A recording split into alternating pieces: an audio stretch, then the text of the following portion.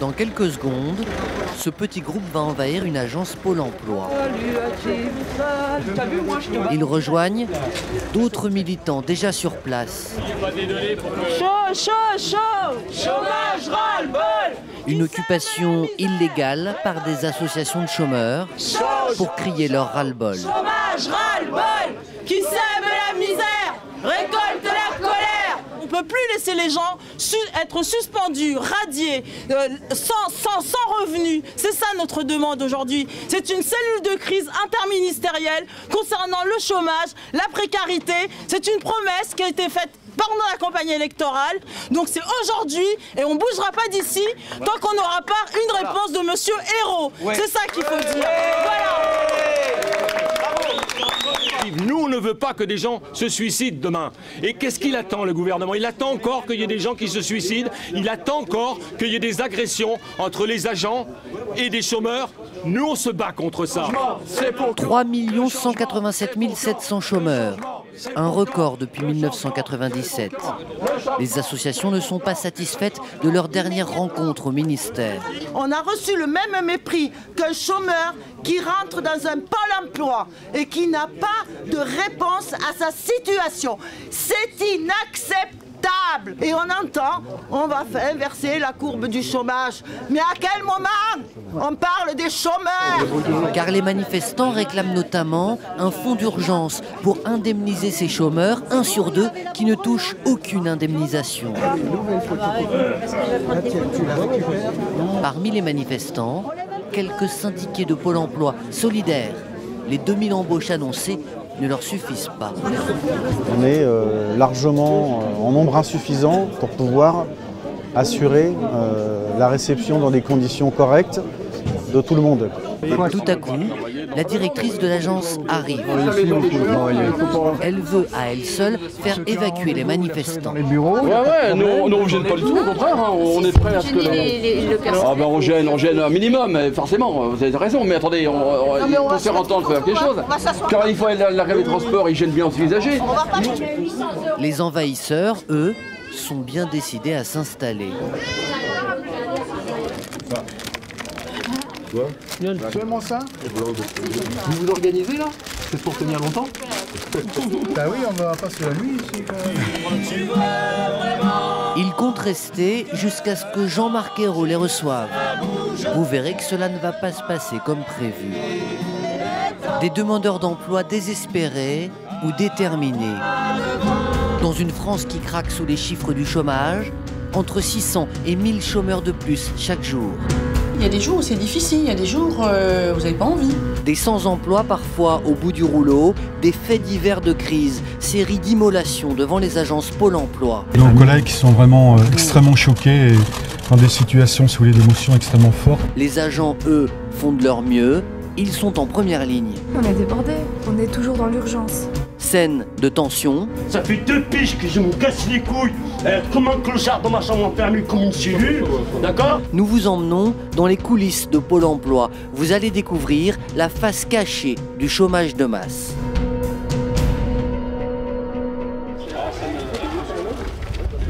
Au Pôle emploi Beaumarchais, 4 heures après le début de l'occupation de l'agence par les manifestants, les forces de l'ordre interviennent. Évacuation de l'agence.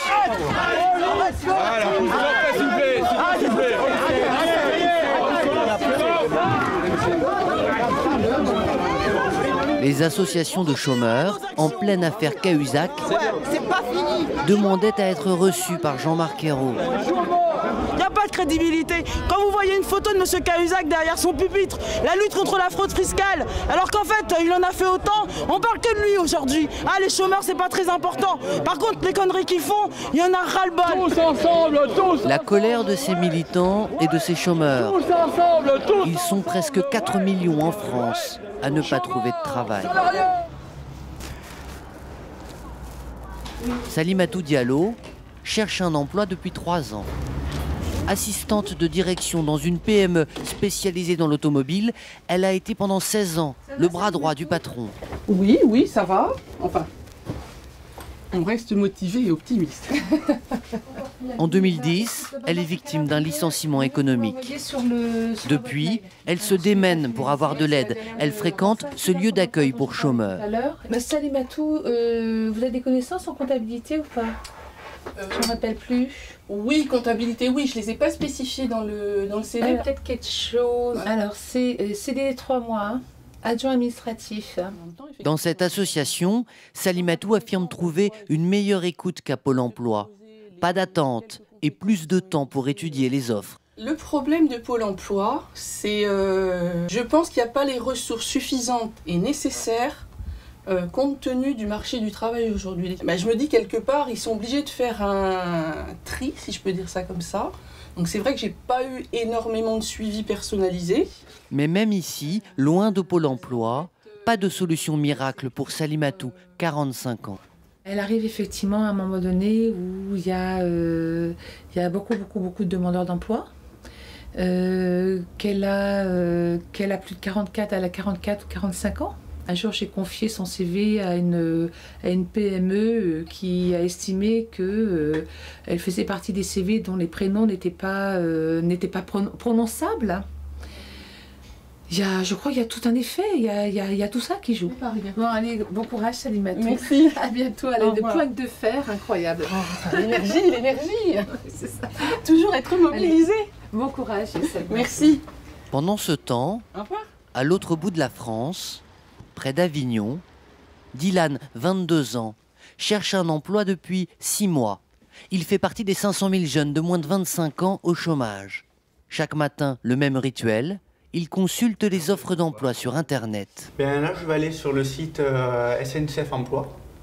Je vais voir un petit peu les nouvelles offres qui ont pu fleurir depuis la semaine dernière et voir s'il y a des offres qui peuvent correspondre à mon profil.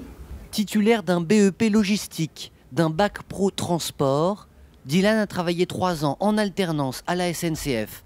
À la fin de son contrat, chômage. Bac plus 1, donc ça correspond à ma qualification. Donc là, après, je postule. Dylan postule cette fois-ci pour un poste d'agent d'escale. Il envoie une dizaine de candidatures comme celle-ci par semaine. Sans succès pour l'instant. Une situation qu'il n'imaginait pas vivre. Il a seulement 22 ans. Au tout début, on a une sorte de période un petit peu d'euphorie dans le sens faut vite trouver quelque chose, tout va aller très vite. Par contre, au bout de 2 ou 3 mois, on devient lucide. Alors à partir de là, on se met soi-même à faire ses recherches. Dylan peut payer les 400 € de loyer de son logement social grâce à ses 800 € d'allocation chômage et à son inscription à Pôle emploi. Pôle emploi, nous y voilà. Dans le quartier populaire de Lyon, Cazeneuve. Vous allez vivre une journée avec ceux qui mènent en première ligne la bataille pour l'emploi. Chaque jour, dans cette seule agence, plus d'une trentaine de nouveaux chômeurs viennent s'inscrire. Ils sont accueillis entre autres par Virginie Arosio, conseillère à Pôle emploi depuis 7 ans. À elle seule, elle suit 295 demandeurs d'emploi, c'est la moyenne. Mais certains conseillers en Seine-Saint-Denis traitent jusqu'à 500 dossiers. Ce matin, Virginie, la conseillère, accueille Pascal, 42 ans. Il est directeur de restaurant, au chômage depuis 5 mois. Et vous recherchez précisément quel type de poste? Directeur d'un établissement. Quel genre d'établissement? Brasserie, restauration rapide. D'accord. Pascal vient de se séparer de sa compagne et cherche un appartement. S'il ne déniche pas de CDI, il ne trouvera pas de logement. Dans son ordinateur, Virginie a accès aux offres de Pôle emploi pour toute la France. Seulement 140 000 offres pour plus de 3 millions de chômeurs. Oui, en fait, elle propose à Pascal un poste de responsable de magasin culturel. Ça peut aller jusqu'à presque 1800. Hein. Ouais. Ouh. C'est-à-dire en gros ce que je touche actuellement au chômage. Oh mais bon, vous n'allez pas non plus, vous n'allez pas vous faire assister. Ah non, c'est loin, c'est jamais été le cas. Moi je dis il faut essayer. Essayons. Moi je dis ça peut passer. En fait, là aujourd'hui vous avez vu quelque chose qui vous correspondait vraiment ou... Non. Non, rien de bien engageant au niveau des offres. Après, on devient moins difficile, hein, petit à petit. C'est vrai. Fait. Ben oui. C'est-à-dire? On est moins exigeant en termes de salaire, de travail. Vous savez que plus le temps passe, plus la difficulté de trouver un emploi sera grande. Et donc, il y a un moment donné, vous prenez un emploi qui ne correspond pas à ce que vous voulez, mais pour avoir une chance de rebondir. Bon courage. Vous aussi, merci. Virginie n'a pas pu proposer à Pascal le job qu'il recherchait. Ça marche, merci, au revoir. 30 minutes seulement pour chaque entretien de suivi. Elle dit manquer de temps. Oui, on est débordés. C'est-à-dire C'est-à-dire, on aimerait bien avoir plus de temps parce que on a une charge de travail qui est très importante et donc on est toujours dans l'urgence. Moi, j'ai l'impression parfois de devoir faire les choses de façon un peu expéditive. Il y a des choses que j'aimerais faire et je ne peux pas les faire parce que j'ai pas le temps. Comme quoi appeler un employeur pour relancer une candidature, je sais pas, voilà. Parfois je le fais, mais parfois je le fais pas parce que j'ai pas le temps. Tout à coup, éclat de voix au guichet. Un intérimaire dans le bâtiment vient chercher un papier. Voilà, c'est pour les assises. Vous n'énervez pas, monsieur. Non, mais on s'énerve pas parce que ça... Parce que là, vous m'expliquez. Mais si vous m'aidez, ça fait une pige. Non, mais regardez, vous me coupez. Vous m'aidez là? Là, vous m'aidez pas, vous me coupez. Je vous coupe pas, monsieur, je veux simplement Putain, vous dire... c'est pas vrai. À chaque fois, la dernière fois, votre directrice, elle m'envoie une lettre pour la justice, je sais pas quoi, la prochaine fois, ça se passe comme ça. D'accord? Vous laissez déjà la personne parler, après vous me répondez. Vous m'aidez pas si vous me coupez à chaque fois. Non, mais j'ai compris ce que vous vouliez. Oh, madame, Je parle de l'attestation, monsieur. Ça fait 32 ans que je vis chez vous, ça fait 32 ans. C'est vous, ça fait 32 ans, je vois la même chose. D'accord, l'égalité, je n'en pas. La directrice, accompagnée de conseillers, vient à l'aide de l'agent d'accueil. Non, mais monsieur, il a besoin d'une attestation. Il faut les archiver, donc ça va lui expliquer la procédure. Cet homme est déjà connu pour des propos violents ou des menaces. Il ne veut pas se calmer. Vous soufflez, madame, c'est pas la peine. Vous vous rappelez de moi? Vous êtes la directrice? Non, mais c'est pas, vous soufflez, madame. Non, je vous dis bonjour. Vous soufflez parce que je vais faire une connerie de mon bout, après vous allez chercher la justice. Mais il n'y a pas de calme, il n'y a pas de calme. Ça fait 2 piges que je me casse les couilles, comme un clochard dans ma chambre enfermé comme une cellule, d'accord? Il y a de la préférence de partout. Et une fois je demande un papier, ça fait une pige que je l'attends, je le reçois jamais. Comme je gueule, eux par contre ils t'envoient tout de suite le papier. Qu'est-ce qu'il vous faut comme papier? Qu'est-ce qu'il y a besoin de monsieur, moi j'étais avec la dame là-bas, j'ai pas envie de parler ni avec vous ni avec elle. D'accord? Parce qu'elle me jetait la dernière fois comme un chien, d'accord? Alors j'ai envie de parler ni avec vous ni avec elle. Je vais trouver le machin et je vais parler avec elle, moi. C'est pas avec vous ni avec vous. Donc vous débrouillez tout seul? Non, non, il y a une dame à l'accueil. Je vais aller voir la dame qui est à l'accueil, moi. Voilà, j'ai pas envie de voir vous, moi. Ça va peut-être même la prochaine fois, je flamberai devant elle, je flambe. Au revoir, monsieur. Au revoir, madame. L'homme vient donc de menacer de s'immoler par le feu. Depuis l'immolation d'un chômeur à Nantes il y a 2 mois, ce genre de menace est devenu fréquente. Tout de suite, les agents font un signalement. Ils ont l'habitude. Brigitte, je vient de partir en menaçant de s'immoler, de revenir s'immoler à l'agence. Voilà. Mais vous savez, c'est ce monsieur qui... Qui a interdit l'agence. Oui, il a interdit l'agence, mais c'était pas le moment de lui rappeler. Ce chômeur avait déjà menacé des conseillers. On n'est pas là pour envenimer les choses par rapport à je dirais une situation conflictuelle. Et j'ai porté plainte contre lui, en effet, quand il a fait des menaces de mort sur les collègues et sur moi-même, en disant qu'il est revenu nous planter. À chaque fois, la directrice alerte l'échelon national. En 2 mois, dans toute la France, la police a dû intervenir une 50aine de fois pour des risques d'incidents sérieux. On craint tous que ça arrive, bien sûr, humainement on craint tous que ça arrive. Même si on se dit que statistiquement, tous les gens ne passeront pas à l'acte, on ne sait jamais si cette personne-là, cet être humain-là, passera à l'acte ou pas. Ça, je ne le sais pas. C'est quotidien, des gens qui menacent de se suicider, c'est quotidien. Mais ça n'existait pas il y a 2, 3 ans, c'est nouveau? Ça n'existait pas il y a 1-2 mois. Il y a 2 mois, oui. C'est depuis l'affaire de Nantes. Hein. Ça c'est clair, on a vu la différence d'une manière stupéfiante. Dans l'agence, Bonne journée, au revoir, monsieur. retour au calme. Mais cela ne va pas durer. Pour Virginie, la conseillère, c'est le dernier rendez-vous de la journée. C'est un bon quart d'heure de retard. Elle n'est pas en avance sur son planning. Bonjour. Excusez-moi, j'ai un petit peu de retard. On avait rendez-vous à 15h15. Oui. Et vous avez quand même... Oui, j'ai 20 minutes de retard. Ouais, donc... Bah donc quoi? À part m'excuser, vous voulez que je fasse quoi? La dernière fois, je suis arrivée 7 minutes en retard. 7. Oui. 7, vous n'avez pas voulu me recevoir. Vous arrivez une demi-heure en retard. Alors attendez, qu'on soit clair. Est-ce que vous pensez que j'ai fait exprès d'attendre à rien faire devant mon bureau pendant 20 minutes avant de venir vous chercher. En fait, c'est pas que je vous en veux pas. Ce que je trouve injuste, c'est que la dernière fois... Ambiance tendue, cette jeune femme, Bac+3, licence de comptabilité et de finance, est au chômage depuis 7 mois.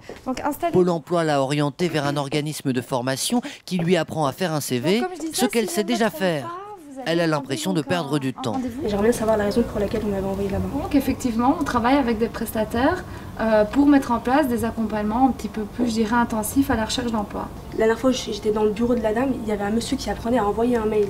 J'estime que à ma place, avec le nombre de demandeurs d'emploi qu'il y a, j'estime qu'à ma place, il y aurait peut-être des gens qui en ont plus besoin. À quoi ça sert maintenant, sincèrement, que je vienne?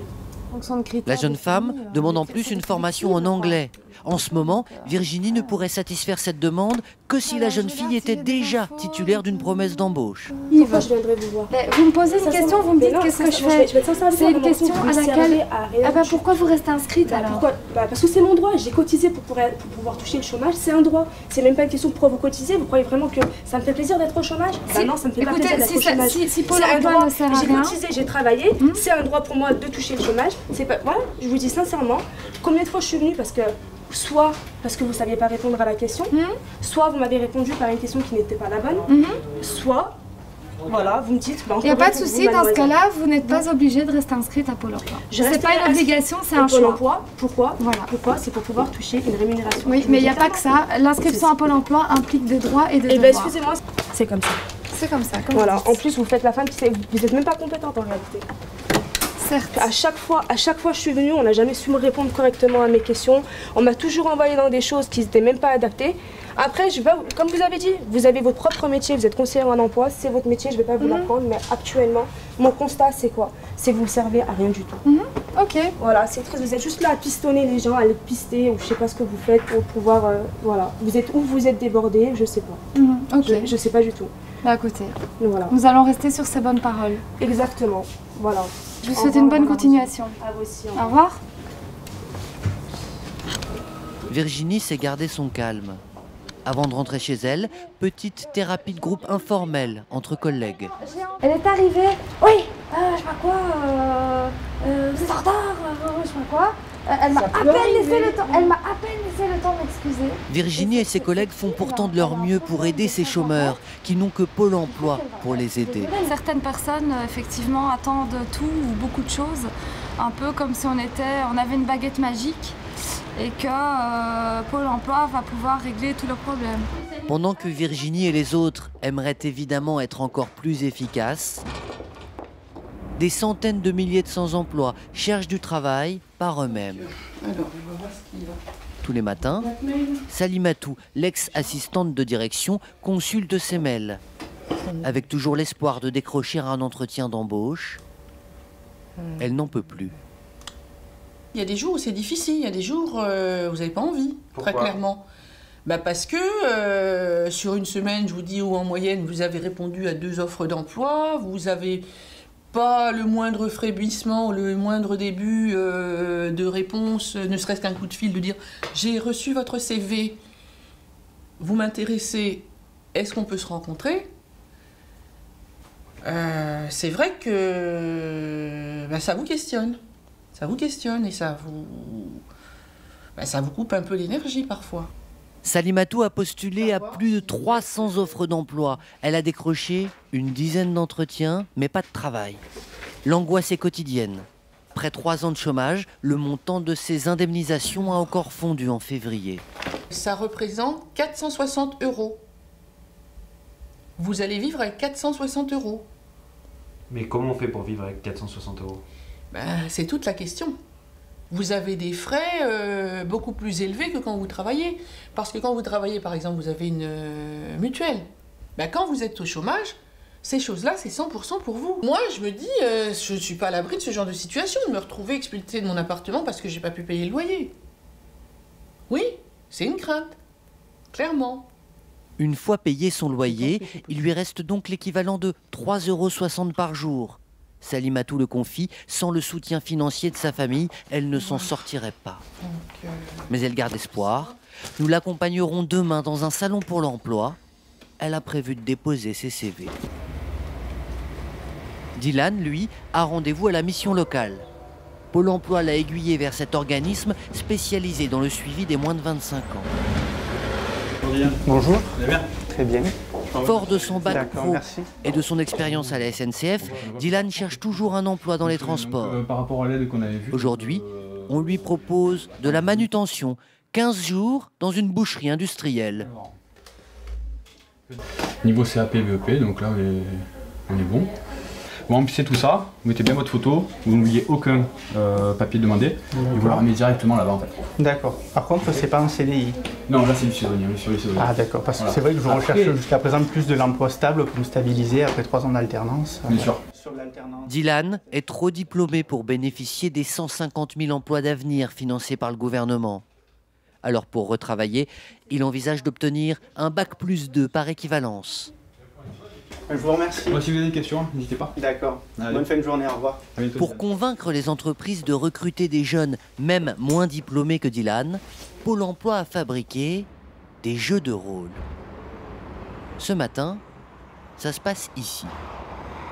Donc on est ensemble pour la matinée. Cette séance, donc, elle est destinée à évaluer si vous avez les capacités pour vous adapter au poste de travail donc, de préparateur de plateau repas. Pour ces jeunes, pas besoin ni de CV ni de diplôme. Pôle emploi teste les candidats uniquement sur leur capacité à dresser un plateau repas. Pôle emploi présélectionne pour l'employeur. Et ensuite, toutes les personnes qui ont réussi les exercices auront automatiquement un entretien. L'employeur, une entreprise de restauration dans les transports, sera ainsi certain que les CDI qu'il souhaite sélectionner connaîtront déjà les bases élémentaires du poste à pourvoir. C'est parti! On dirait un immense jeu pour enfants. À la place des aliments, des cubes en bois de couleur. Les candidats doivent les placer dans les cases du plateau le plus vite possible, comme sur le dessin. Toujours les mêmes gestes, toujours le même plateau, et ça va durer 2h30. L'examinateur chronomètre Badge 1, vous pourrez démonter. Et contrôle chaque plateau. Une seule personne par poste. On s'assure s'ils sont en capacité de suivre la consigne, s'ils sont capables de, à la longue, faire plusieurs fois la même chose. On va leur demander sur cette série-là de faire 10 fois la même chose. Et en maintenant la qualité du travail, c'est ça. Est-ce qu'ils peuvent effectivement ne pas commettre d'erreurs? Un pré-recrutement qui semble épuisant, mais équitable et ouvert à tous. C'est un peu original comme méthode de recrutement, non? Oui, très même. Après avoir fait 3 heures de ce travail, vous pensez que vous pensez quoi? Bah, j'espère être retenue. Voilà. Et ça vous plaît comme travail? Pourquoi pas, oui, parce que moi, enfin, j'aime bien le métier assez manuel. J'en pouvais plus de rester inactive en fait. Après l'analyse des résultats, on vous remet les 6 candidats ont appris le lendemain qu'ils avaient réussi. Donc l'entretien, l'employeur sait qu'ils savent composer un plateau. Chacun d'entre eux sera convoqué pour un entretien. C'est aussi le jour des entretiens pour Salimatou. Mais elle va devoir les décrocher elle-même à l'énergie, au salon de l'emploi public. Son cartable est plein de CV. J'ai repéré l'hôpital Beaujon qui recherche. Il y a également le stand du Conseil régional d'Île-de-France. Habitant l'Île-de-France, peut-être que c'est l'occasion justement de les rencontrer, de leur poser des questions concernant l'emploi. Et plus spécifiquement, peut-être s'ils recherchent des personnes ayant mon profil. Il y a l'assistance publique, je vous ai parlé de l'hôpital Beaujon, donc c'est peut-être là que la question se pose. Vous voyez, il y a déjà toute une queue. Oh là là, je vais faire la queue comme tout le monde. L'assistante de direction va donc se renseigner sur cet emploi de cadre administratif dans un hôpital. Bonjour. Je viens au salon parce que j'ai vu qu'il y avait une petite annonce pour l'hôpital Beaujon. Alors qu'est-ce que vous appelez cadre administratif? Vous êtes déjà dans l'administration? Non, pas du tout, justement. Vous avez quel niveau? Moi j'ai un niveau BTS. Et je suis plus dans le privé, donc c'est pour ça que je voulais un petit peu avoir 2-3 éléments sur le profil de poste. Donc c'est pas... D'accord, oui, donc ouais, c'est toute la problématique parce que... Première déconvenue pour Salimatou, elle n'a pas passé de concours administratif. Votre milieu, mais c'est reparti. Alors là, je voulais aller à la... J'avais noté la communauté urbaine de Lyon. Mais là, vous êtes prête à déménager s'il y a du travail? Ah bah oui, forcément. Si les conditions sont réunies, si le salaire est suffisamment correct pour vous permettre de déménager et d'emménager ailleurs, oui, pourquoi pas, oui. Bonjour. Alors moi je viens vous voir parce que j'ai vu que vous recherchez une secrétaire sur la communauté urbaine de Lyon. Oui, une secrétaire. Alors attendez. Salimatou va postuler pour ce poste de secrétaire. Vous aurez soit un contact téléphonique, soit mail, si votre candidature est tenue retenue pour un entretien. Je me suis interdit de me poser des critères en termes de lieu, en termes de statut. Je postule. En tout, elle s'est portée candidate pour 3 postes ce jour-là. Ah mais moi j'ai le moral, j'ai le moral. Mais si ça marche pas? Si ça marche pas, on va continuer à rechercher. On va pas rester sans rien faire. Dans quelques semaines, le chômage en France devrait dépasser son niveau record de 1997.